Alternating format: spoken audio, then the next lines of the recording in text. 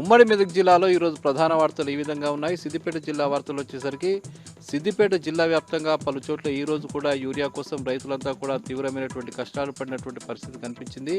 ముఖ్యంగా దుబ్బాకలో ఈరోజు పెద్ద ఎత్తున రైతులంతా యూరియా కోసం తరలివచ్చి బారులు తీరి క్యూలు కట్టి నిలబడినటువంటి పరిస్థితి. చాలామంది రైతులు అవస్థల పాలైనటువంటి పరిస్థితి అక్కడ కనిపించింది. ఉదయం నుంచి వాళ్ళు కనీసం మంచినీళ్ళు కూడా ముట్టకుండా సాయంత్రం వరకు కూడా యూరియా కోసం పడిగాపులు కాయాల్సిన పరిస్థితి ఏర్పడింది. ఈ నేపథ్యంలో చాలామంది రైతులు తిండి లేక ఇబ్బందులు పడినటువంటి పరిస్థితి అక్కడ కనిపించింది. ఈ సందర్భంగా రైతులు రేవంత్ రెడ్డి ప్రభుత్వంపై తీవ్ర స్థాయిలో ధ్వజమెత్తిన పరిస్థితి కనిపించింది. ఇక గజ్వేల్ మార్కెట్ యార్డ్లో ఈరోజు కూడా పెద్ద ఎత్తున రైతులు యూరియా కోసం తరలివచ్చి బారులు తీరి క్యూలు కట్టి అవస్థల పాలైనటువంటి పరిస్థితి అక్కడ కూడా కనిపించింది. ఈ నేపథ్యంలో అక్కడికి వచ్చినటువంటి రైతులంతా కూడా రేవంత్ రెడ్డిపై తీవ్ర స్థాయిలో ధ్వజమెత్తడంతో పాటు ముఖ్యమంత్రి రేవంత్ రెడ్డి రైతులపై కక్ష కట్టి యూరియా ఇవ్వకుండా ఇబ్బందులకు గురి చేస్తున్నారని చెప్పి పలువురు రైతులు అనిపించడం కనిపించింది. ముఖ్యంగా గత 2 నెలలుగా తాము యూరియా కోసం తిరుగుతున్నా కూడా రేవంత్ రెడ్డి కనీసమైనటువంటి స్పందన లేకుండా ఇష్టారీతిన వ్యవహరిస్తున్నారని చెప్పడం జరిగింది. ముఖ్యంగా కాంగ్రెస్ బీజేపీకి సంబంధించిన నాయకులు ఒకరిపై ఒకరు విమర్శలు చేసుకుంటూ రైతులను నట్టేట ముంచుతున్నారని చెప్పి ఈ సందర్భంగా రైతులంతా కూడా ఆవేదన వ్యక్తం చేసిన పరిస్థితి కనిపించింది.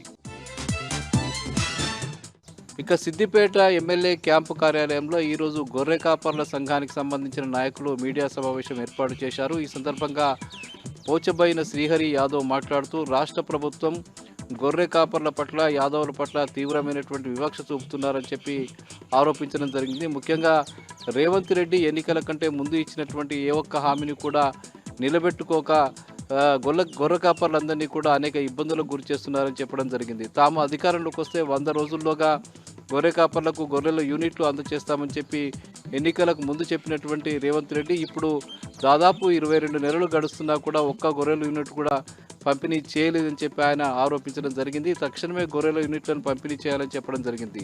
గత ప్రభుత్వం 4 లక్షల మంది గొర్రె కాపర్లకు గొర్రెల యూనిట్లను పంపిణీ చేసి గొర్రె కాపర్లందరినీ కూడా ఆర్థికంగా ఆదుకోవడం జరిగిందని చెప్పి వాళ్ళు ఈ సందర్భంగా చెప్పడం జరిగింది. మరోవైపు రాష్ట్ర ప్రభుత్వంలో కనీసం ఇప్పటి వరకు కూడా ఒక యాదవులు కానీ గొల్ల కుర్మలకు సంబంధించిన వారిని కానీ మంత్రి పదవిలో నియమించకపోవడం అనేది పూర్తిగా వివక్షతో కూడినటువంటి అంశం అని చెప్పి ఈ సందర్భంగా వాళ్ళు చెప్పడం జరిగింది.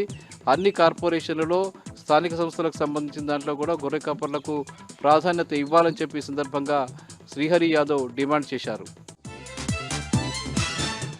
ఇక మహమ్మద్ ప్రవక్తకు సంబంధించిన జన్మదినోత్సవం సందర్భంగా ఈరోజు సిద్దిపేటకు సంబంధించిన ముస్లిం మైనారిటీలు భారీ ర్యాలీని నిర్వహించారు. ఈ సందర్భంగా ప్రవక్త బోధించినటువంటి ఖురాన్లోని అంశాలను వాళ్ళు ప్రబోధిస్తూ ఈ సందర్భంగా శాంతి, సహనము, అహింసాయుతమైనటువంటి సమాజ నిర్మాణం దిశగా మహమ్మద్ ప్రవక్త అనేక బోధనలు చేశారని, ఆ బోధనలు ఆధారంగా తీసుకుని ప్రజలంతా సుఖశాంతులతో జీవించాలని ఈ సందర్భంగా ప్రవక్తకు సంబంధించిన వాళ్ళు చెప్పడం జరిగింది.